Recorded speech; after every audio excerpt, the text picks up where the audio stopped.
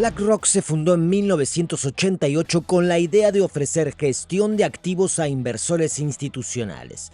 La empresa se centraba en la gestión del riesgo para los inversores. Sin embargo, hubo una sorpresa para la que los 8 fundadores de la empresa, Larry Fink, Robert S. Capito, Susan Wagner, Barbara Novick, Ben Golub, Hugh Frater, Ralph Schlostein y Keith Anderson no estaban preparados en aquel momento, pero no fue inesperada. En muy poco tiempo la empresa se convirtió en un gigante de la gestión de activos que hoy tiene bajo su tutela activos por un total de más de 10 cuatrillones de euros. No es difícil imaginar que una empresa así pueda ejercer una enorme influencia no solo en el mercado financiero, sino que su poder va mucho más allá. A través de sus participaciones en conocidas empresas, BlackRock también empezó a tener voz directa en los asuntos comerciales de numerosas compañías, un potencial de poder que no todo el mundo aprecia. Tan rápido como BlackRock creció, también lo hicieron las numerosas teorías conspirativas sobre la empresa. BlackRock se hizo más impopular y la idea de que el gigante financiero estaba explotando sin escrúpulos su posición de poder para controlar el destino de los asuntos mundiales se manifestó en la mente de muchas personas, ya fueran teóricos de la conspiración o ciudadanos de a pie. A medida que crecía el poder de BlackRock, también lo hacía la opinión de que la empresa era simplemente malvada y tenía malas intenciones. Pero, ¿es BlackRock realmente tan malvada? ¿Puede realmente ejercer tanta influencia sobre lo que ocurre en el mundo por el mero hecho de poseer acciones de la empresa y tener voz y voto en los consejos de administración? Además, BlackRock no es solo un gestor de activos, sino también una empresa tecnológica muy respetada que pone a disposición de todo el mundo su avanzado software Aladdin. ¿Podría ser este software simplemente una herramienta para dominar el mercado? ¿Un chivato en el mundo de las acciones digitales para dar a su operador BlackRock ventajas de mercado limitadas sobre sus competidores?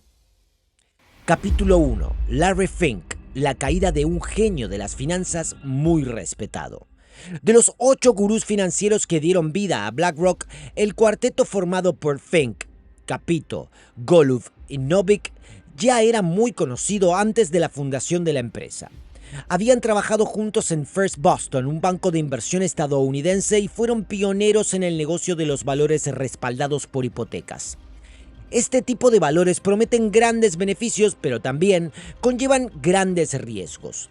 Desempeñaron un papel decisivo en la aparición de la burbuja inmobiliaria estadounidense que estalló en 2008 y sumió al país en una amarga crisis financiera. Los fundadores de BlackRock estaban acostumbrados a hacer malabarismos con piedras calientes, o mejor dicho, con valores en llamas. En primer lugar, Larry Fink, uno de los 3 hijos de una familia judía que creció en Van Nuys, California, fue nombrado consejero delegado de BlackRock y tuvo una visión clara de su empresa desde el principio. Ninguna otra empresa de gestión de activos debía ser más fiable para sus clientes que BlackRock. Quería maximizar los beneficios con el mínimo riesgo, algo que todos sus competidores también se esforzaban por perfeccionar. Y lo hizo con una determinación casi neurótica. Para entender cómo surgió esta clara visión y el enfoque del láser en los objetivos de la aún joven empresa, tenemos que mirar 2 años atrás en el pasado del CEO de BlackRock. El Larry Fink de 1986 era la estrella del departamento hipotecario del First Boston Bank en Nueva York. El Larry Fink de 1988, en cambio, poco antes de la fundación de BlackRock, se encontró en la puerta del First Boston apenas 2 años después de la cima de su carrera, con la carta de despido en la mano. El banco en el que empezó a trabajar inmediatamente después de graduarse y obtener su MBA en la Anderson Graduate School of Management de la UCLA y al que permaneció fiel durante todo ese tiempo. El banco, en el que fue uno de los primeros operadores de valores respaldados por hipotecas, se ganó una reputación por su comprensión del mundo financiero y en el que ascendió hasta jefe del departamento de bonos con perspectivas de convertirse en consejero delegado. El banco, al que ayudó a obtener unos beneficios estimados en $1.000 millones, simplemente le echó por la puerta. ¿Cómo se convirtió este fracasado en el mayor director financiero del mundo? La razón del apuro de Larry fue la pérdida de $100 millones debido a la predicción errónea de los tipos de interés. La cabeza que rodó fue la de Larry Fink. Un error trivial de un empleado que pasó los modelos de predicción de Larry por los ordenadores inició una avalancha que ni siquiera Larry Fink pudo detener. Debido a este error de cálculo, los cálculos trimestrales de Larry se basaron en valores iniciales incorrectos y costaron al banco $100 millones de golpe. Aunque no fue culpa directa de Larry Fink, él fue el único responsable de su destino. Simplemente no había vigilado lo suficiente su departamento. Confiando en sus empleados, no comprobó las cifras. Larry se convirtió en un extraño en Wall Street de un día para otro. Hoy sigue siendo muy apreciado, celebrado como recién llegado, talento excepcional y posible CEO de First Boston. Mañana, ninguno de sus antiguos colegas y socios querría saber nada más de él, y mucho menos almorzar con él o incluso dejarse ver en el mismo ascensor. Este fue un recuerdo imborrable para Larry. Sin embargo, a diferencia de muchos de sus compañeros del sector financiero, Larry aprendió de sus errores. No quería que esa humillación volviera a sucederle. Por eso dedicó el resto de su vida a desarrollar herramientas precisas para medir, calcular y gestionar el riesgo de los activos. Estaba obsesionado no solo con conocer los riesgos del comercio de acciones, sino con dominarlos. Esto le permitió alcanzar una nueva fama y crecer más que nunca a partir de su fracaso. Los que se habían burlado y ridiculizado de él deberían temerle en el futuro y bailar a su don. Capítulo 2. BlackRock y cómo el ave fénix resurgió de sus cenizas. Desde el principio, Fink persiguió el objetivo de crear una capacidad de riesgo en BlackRock. Junto con sus 7 socios, se instaló en una pequeña oficina en una habitación trasera con un solo teléfono. Sus socios eran algunos antiguos compañeros de trabajo que seguían a su lado y miembros de la sociedad secreta Kappa Beta Phi. Su idea era analizar y comprender cada activo, cada índice de referencia, cada cartera hasta el más mínimo detalle. Una tarea casi imposible para un ser humano. Sin embargo, un ordenador, o mejor aún, toda una red de ordenadores podría encargarse de esta tarea de Sísifo, realizar los cálculos y comparaciones en segundo plano y escupir un resultado que pudiera ser utilizado por los humanos que lo solicitaran. No es que la idea fuera totalmente nueva. La última vez incluso le costó el puesto a Fink. Así que esta vez el sistema tenía que ser perfecto. Fink no tenía suficiente experiencia en programación informática. Necesitaba un especialista que dominara tanto la economía como la informática y pudiera fusionar ambas. Su primer empleado, al que contrató en la recién fundada BlackRock, fue Charles Halak. Este estadounidense nacido en Tel Aviv se había licenciado en Economía e Informática en la Universidad Brandeis de Massachusetts y fue contratado por Larry con el objetivo de crear software. El objetivo era hacer la gestión de riesgos más sencilla, precisa y segura. Halak era un maestro de su oficio y su software se convirtió en la argamasa inseparable que mantenía unida la mampostería de BlackRock y contribuyó sustancialmente al éxito de la empresa. Halak bautizó su software con el nombre de Aladdin, que significa red de inversión en activos, pasivos, deuda y derivados.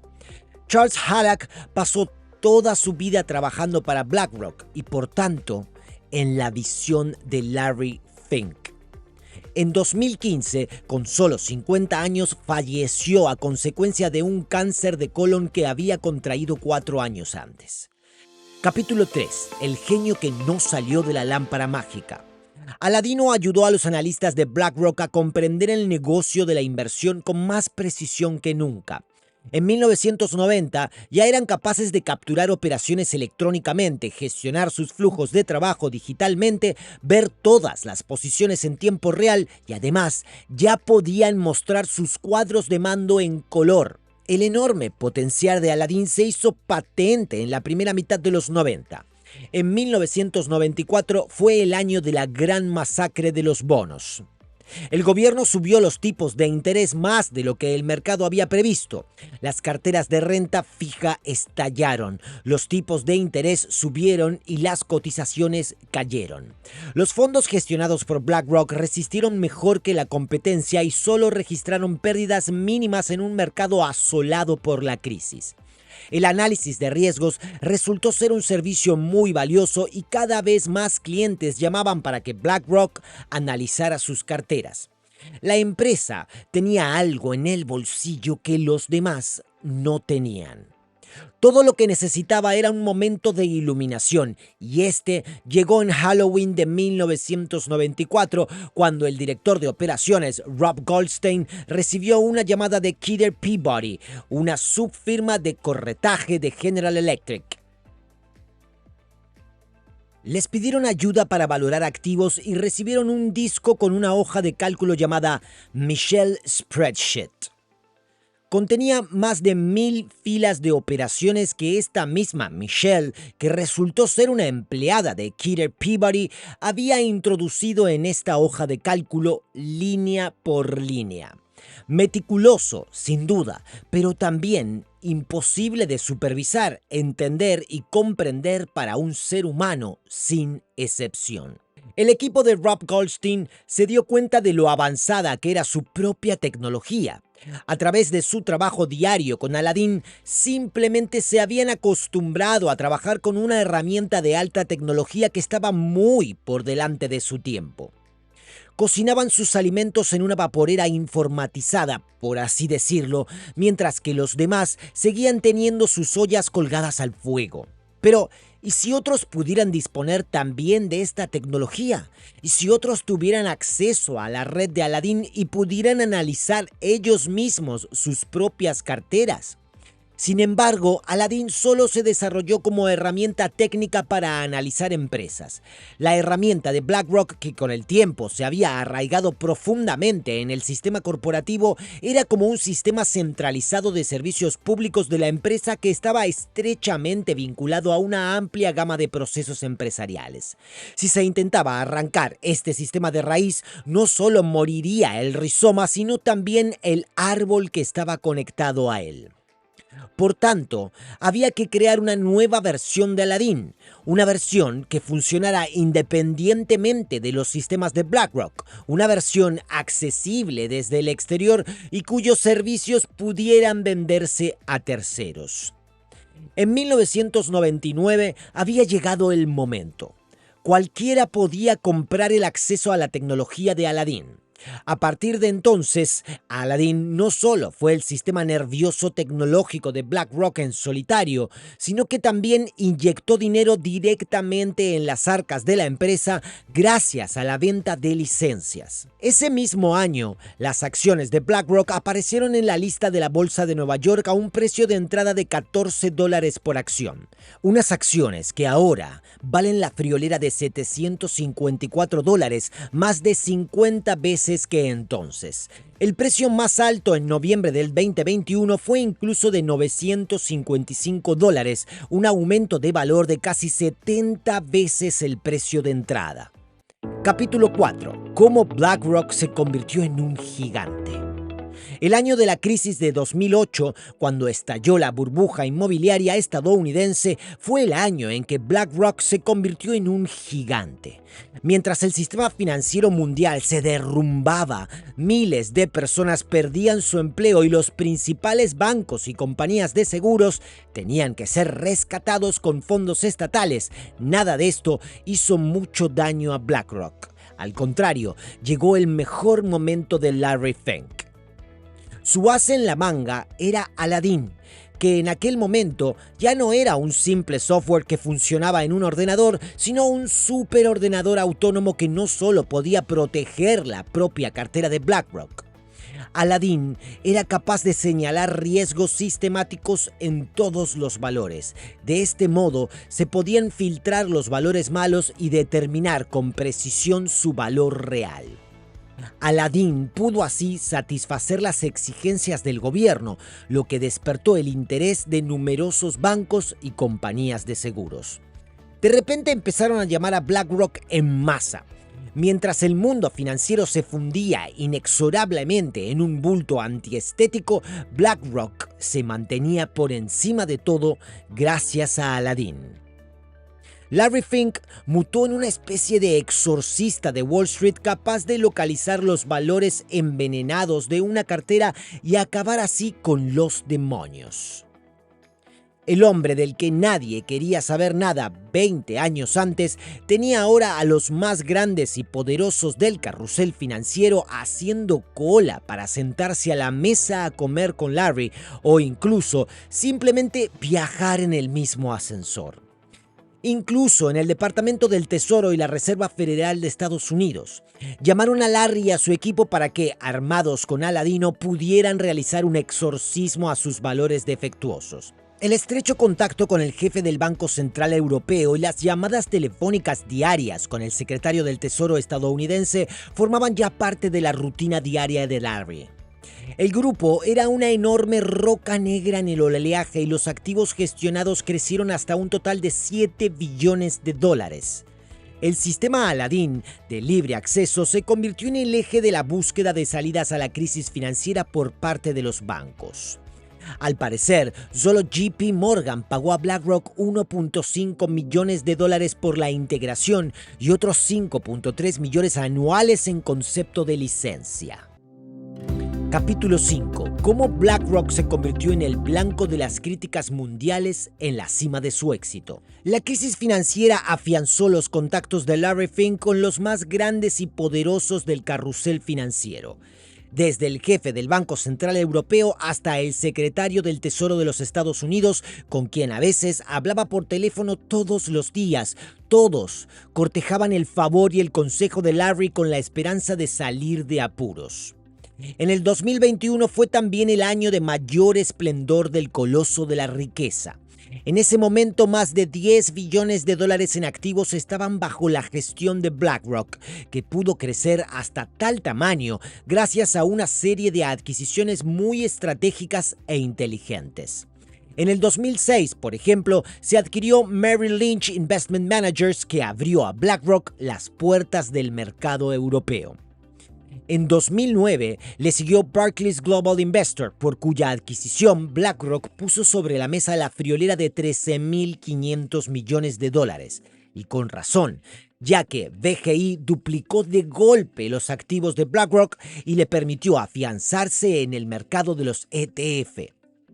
ETF son las siglas de Exchange Trade Fund, un fondo indexado que sigue la evolución de un índice como el DAX. Los inversores pueden así comprar acciones de grupos enteros de empresas con una sola acción. Ya no tienen que preocuparse de comprar y vender ellos mismos acciones individuales de determinadas empresas, sino que pueden invertir su dinero y por tanto su confianza en el proveedor del fondo respectivo. Sin embargo, los fondos indexados convencionales no son tan fácilmente accesibles en el mercado europeo porque se negocian a través de plataformas especiales. En cambio, los ETF sí lo son. Los inversores europeos pueden elegir entre más de 2.500 ETF. BGI era propietaria de eShares, el mayor nombre de la industria de ETFs. Una industria con un volumen de $1.4 cuatrillones que crecía rápidamente. Esto también suscitó la preocupación de que BlackRock, con su enorme escala y crecimiento, pudiera atraer la atención de los reguladores. Capítulo 6. De titireteros y teorías conspirativas. El poder de mercado de BlackRock creció hasta alcanzar proporciones preocupantes. BlackRock ya no era solo un gestor de activos, sino simplemente el número uno invicto en el negocio con mucha diferencia. BlackRock posee acciones en todas las grandes empresas del mundo, en algunos casos incluso una participación mayoritaria. La empresa de Larry Fink ha comprado participaciones no solo en bancos y aseguradoras, sino también en gigantes del petróleo, la industria de defensa y fabricantes de bienes de consumo como Apple y McDonald's. Alrededor de una décima parte de los activos totales del mundo pasan cada día por los sistemas del superordenador Aladdin.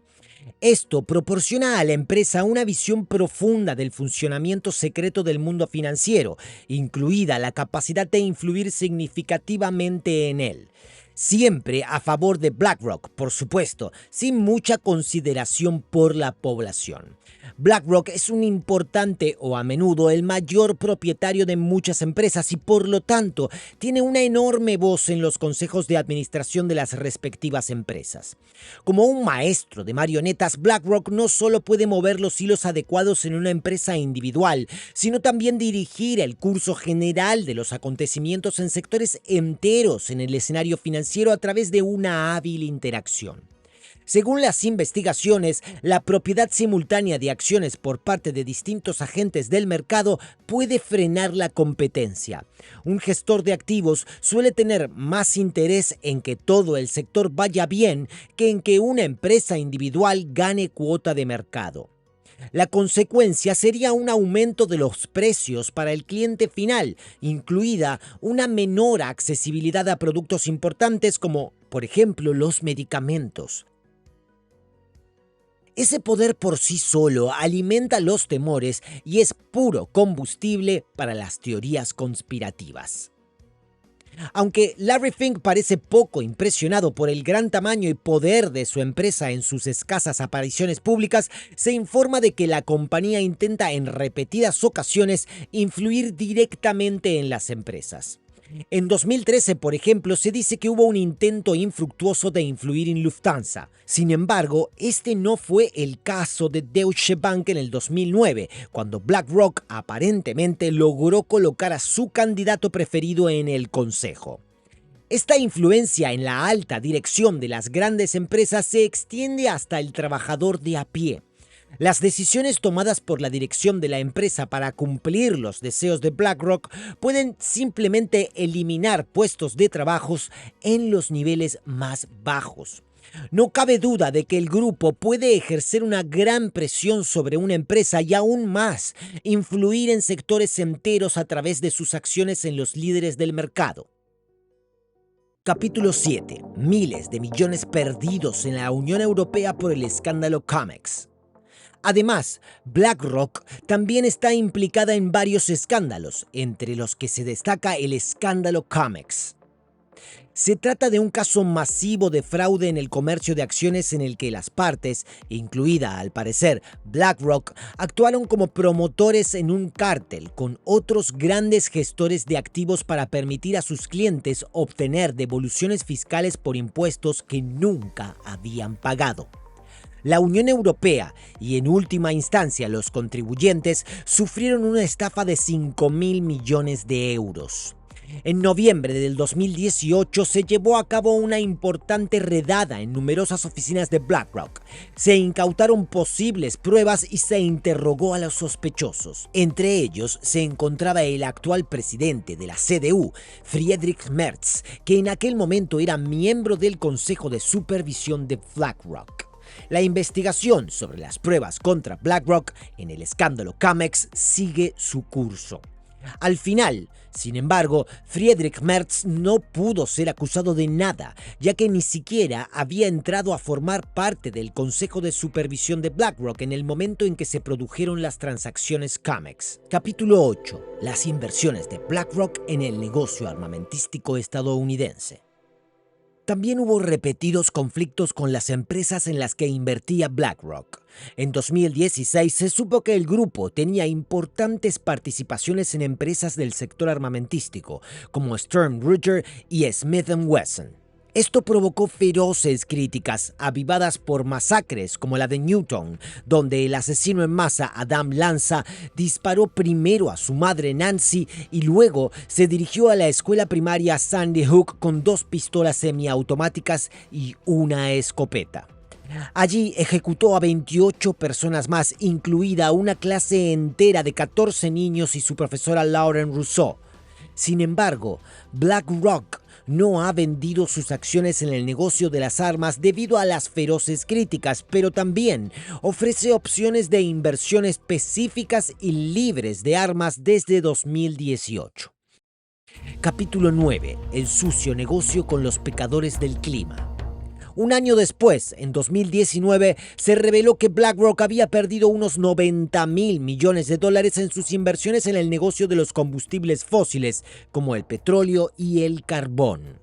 Los enormes riesgos financieros de tales inversiones fueron simplemente ignorados. Además, no estaban en consonancia con las afirmaciones de la empresa de estar comprometida con la sostenibilidad. Por ejemplo, se inyectaron miles de millones en los mayores proveedores de petróleo y combustibles, como ExxonMobil, Chevron, Shell y BP, que luego también fueron responsables de la parte de Goliat de las pérdidas. Larry Fink también se convirtió en blanco directo de los grupos ecologistas y de derechos humanos. Es un firme defensor y promotor de las inversiones ESG, también conocidas como inversiones sostenibles. En sus carteras se favorece a las empresas con sólidos principios medioambientales y sociales, mientras que se excluye a las empresas contaminantes y socialmente incompetentes. Sin embargo, este principio no es especialmente compatible con los miles de millones de dólares invertidos en el mercado de los combustibles fósiles. Capítulo 10. Larry Fink, el villano climático número 1. Fink fue rápidamente tachado de hipócrita. Partidario durante toda su vida del Partido Demócrata de los Estados Unidos, también fue acusado de violar sus deberes fiduciarios por 19 fiscales conservadores de los Estados Unidos, entre otros. Como consecuencia, el estado de Florida retiró de BlackRock fondos de pensiones por un total de $2.000 millones. Se pidió a Larry Fink que renunciara a su cargo y dimitiera como consejero delegado de BlackRock. Otros incentivos son sus declaraciones de que las empresas deberían tomar medidas inmediatas contra el cambio climático, lo que choca con muchas acciones de empresas poco centradas en el medio ambiente o la sociedad que gestiona BlackRock. Ser el mayor inversor en fabricantes de armas, comprar y arrendar oleoductos en Arabia Saudita y otras muchas operaciones contrasta con el credo de la empresa y las declaraciones de Fink. Debido a los beneficios que BlackRock obtuvo de la tala de selvas tropicales, Larry Fink fue nombrado finalmente el mayor villano climático de los Estados Unidos en el 2022 por el periódico The Guardian. Capítulo 11. Demasiado poderoso para fracasar. Otro punto es que BlackRock es ahora demasiado grande para fracasar. Su posición en el mercado financiero se ha vuelto tan importante que si BlackRock quebrara, causaría un gran revuelo y podría desencadenar un tsunami económico. Esto también hace más difícil para las autoridades vigilar de cerca a BlackRock y regular el grupo si fuera necesario. La preocupación radica en que BlackRock obtiene beneficios cuando el negocio funciona bien y, en caso de crisis financiera, tiene la oportunidad de repercutir las pérdidas en la empresa. El solapamiento entre las áreas de negocio de gestión de activos y como proveedor de TI en el mismo sector crea enormes conflictos de intereses. Durante la crisis del euro, BlackRock tuvo acceso a documentos confidenciales porque desempeñó un papel de asesor en los rescates bancarios. El grupo utilizó entonces esta información sensible para comprar instrumentos de deuda con grandes descuentos a los bancos rescatados en Grecia, Irlanda y Chipre. BlackRock nunca habría tenido esta ventaja de mercado sin acceso a documentos confidenciales del gobierno. El negocio de la gestión de activos ha suscitado reiteradas críticas contra BlackRock. La posición de poder, el principio empresarial fundamentalmente capitalista y los conflictos de intereses moralmente muy delicados hicieron que BlackRock pareciera cada vez más negro. Capítulo 12. Negocio financiero sin dilema moral. Con todas las ruidosas críticas a BlackRock y Larry Fink, es fácil olvidar a la verdadera estrella y garante del éxito del grupo, Charles Halak, y su magistral creación, el software Aladdin. Este no solo es el centro de control de las transacciones de activos propios de BlackRock, sino que también genera unos ingresos adicionales independientes, estables y nada desdeñables para el grupo. Sin Aladdin, BlackRock simplemente habría quebrado durante la gran crisis financiera junto con todos los demás gigantes financieros. Y ahora, con todas las críticas, Aladdin podría ser una salida elegante a los conflictos de intereses en los que BlackRock está metido hasta las rodillas. Gracias a Aladdin podría seguir en el negocio financiero, pero no tendría que ensuciarse las manos. Aladino no tiene conflictos morales y no participa directamente en ninguna operación bursátil. Aladdin no es más que una sofisticada herramienta que otros agentes de bolsa y gestores de activos pueden utilizar para sus propios intereses sin que BlackRock intervenga directamente en esas operaciones. Y Aladdin hace lo que se supone que debe hacer y lo hace excepcionalmente bien. Capítulo 13. ¿El fin de una era de inversión? En los últimos años, el negocio de la renta variable se ha visto presionado por los fondos indexados de bajo costo. Como resultado, BlackRock se está retirando cada vez más de la gestión de activos y mutando en un proveedor de servicios que pone a disposición su tecnología, concretamente Aladdin. Al hacerlo, el grupo también está respondiendo de una forma u otra a las demandas del público y de los gobiernos de reducir su poder de mercado y minimizar los conflictos de intereses internos debidos al solapamiento de áreas de negocio. No está claro si se trata simplemente de una cuestión de estrategia de mercado o si la presión social a la que está sometida la empresa también tiene algo que ver.